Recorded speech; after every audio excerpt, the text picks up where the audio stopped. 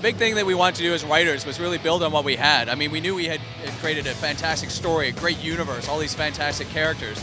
So how do we build on that? A lot of it is saying we're going to keep what we had and then add new places that you could go, add new characters that you could interact with. We've known all along that, you know, it's a trilogy. We're taking the game in a certain direction. We had our exciting ending for Mass Effect 1. So we said, well, how do we build it? Where's Shepard going to go from the beginning of this game to the end of the end of this game, sort of thing. So we kind of looked at his arc. What's his story? Where's he going to go? What do we want to have happen to him? Well, Mass Effect 1 was all about establishing the Mass Effect universe, right? And then once we had that, what do we want to do with it? And we just thought, you know, right from the get-go, we needed a theme, and we just said, I think this is going to be the darker middle act of the game.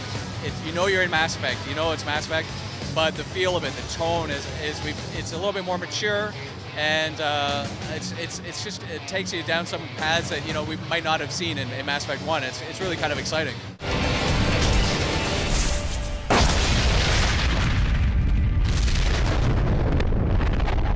The books and the comic that are coming out really soon, I think it gives us a chance to say, here's our universe, let's look at it from a slightly different angle. But what we want to do is make sure that it's not just something that we put our brand on and send out the door.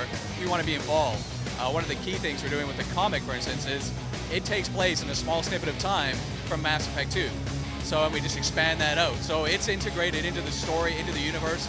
I'm a part of it, Casey Hudson's been a part of it, and we're working with Dark Horse, obviously, to make sure that it doesn't just feel like, oh yeah, it's just a Mass Effect, you know, add-on. No, it's part of the Mass Effect universe.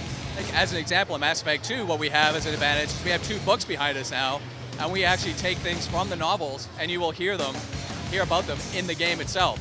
The comic is, the first volume is scheduled to come out with the release of the game.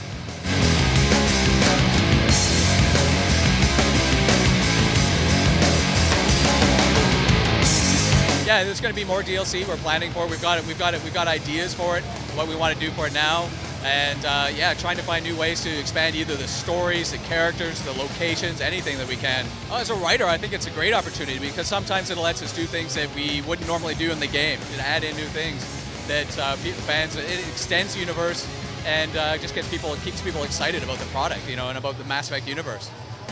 Shepard, but you're dead.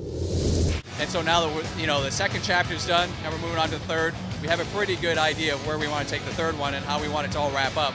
And in a couple of months, as we start to ramp down on Mass Effect 2, we'll dig into that and really get into the meat of it.